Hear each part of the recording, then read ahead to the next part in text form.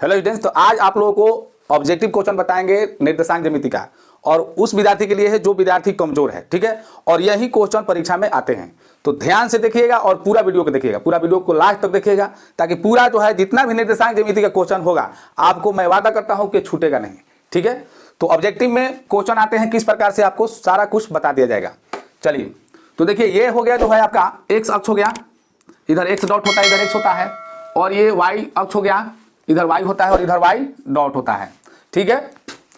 अब शुरू से समझिए, देखिए यहां जो बिंदु होता है जो एक्स अक्ष और वाई अक्ष को जो काटता है उसको बोलते हैं मूल बिंदु।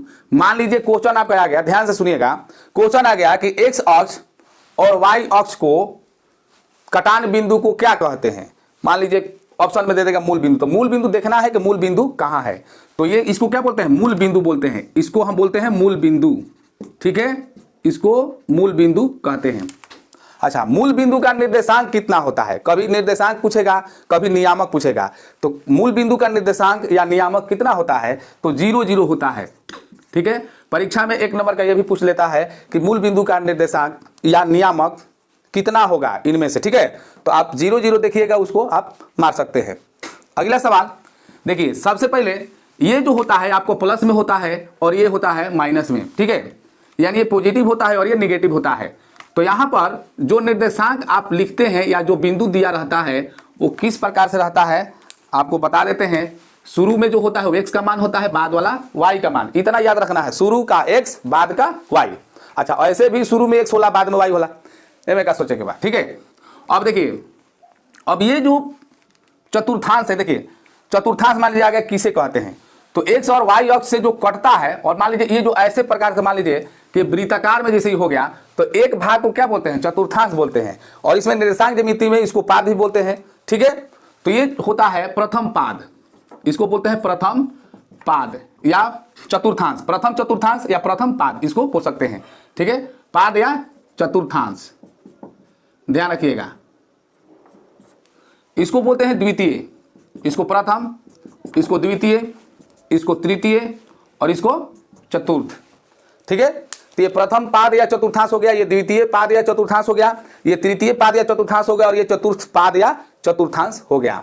अच्छा, इसमें एक्स वाई का जो निर्देशांक होता है होता क्या है, देखिए तो शुरू वाला देखिए पहले एक्स का मान लिखना है, तो इसमें पहले एक्स का मान ये होगा, तो ये प्लस में है तो शुरू वाला प्लस, बाद वाला क्या होगा, ये भी है वाई वाला, तो वाई वाला लिखना है यानी कि प्लस होगा, ठीक है। इसमें द्वितीय में क्या होगा, ध्यान दीजिए, पहले एक्स वाला लिखना है, ध्यान रखना है, पहले एक्स वाला बाद में वाई वाला, तो पहले एक्स वाला क्या है माइनस, बाद में क्या है वाई वाला तो प्लस। अब यहाँ पर एक्स वाला क्या है माइनस, बाद वाला क्या है माइनस है, दोनों माइनस है, और इसमें देखिए एक्स वाला क्या है प्लस है, बाद वाला ये ना है, तो क्या हो गया माइनस, ठीक है।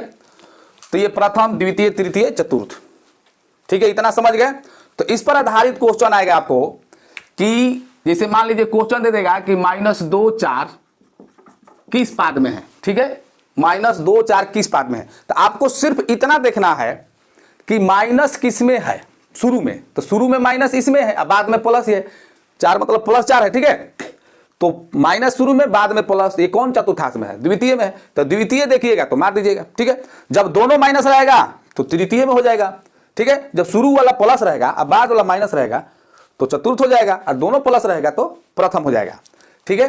तो ये जो क्वेश्चन है हमेशा मैट्रिक परीक्षा में पूछता है, ठीक।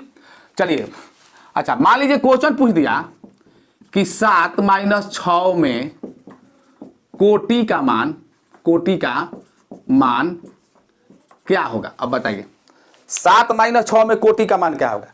तो देखिए पहला बात कि y अक्ष को हम क्या कहते हैं, कोटि, पूरा y अक्ष को हम क्या बोलते हैं, कोटि, यहां पर हम निशान लगा के लिख देते हैं, इसको हम कोटि भी बोलते हैं, ठीक है। और x अक्ष को क्या बोलते हैं, भुज, x अक्ष को भुज, y अक्ष को कोटि। अब बताइए कि इसमें y का मान कौन है, ऑप्शन में दे देगा, मान लीजिए a में दे दिया 7, b में 6, c में 3 और d में 9, कोई नहीं, तो बताइए कौन होगा।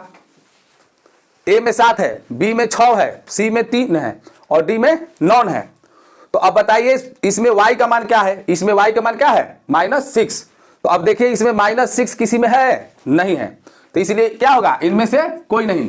लेकिन अगर मान लीजिए कि यहां पर -6 होता, माइनस होता, तो बी ऑप्शन सही हो जाता, ठीक है। लेकिन माइनस जब नहीं है तो कौन सही होगा, इनमें से कोई नहीं, ठीक। अगर मान लीजिए इनमें से पूछ देता है कि भुज कौन है, तो भुज क्या हो जाएगा, 7 हो जाएगा। शुरू वाला x का मान है तो एक मान को क्या बोलते हैं, भुज बोलते हैं, और y वाला मान को कोटि बोलते हैं, ठीक है।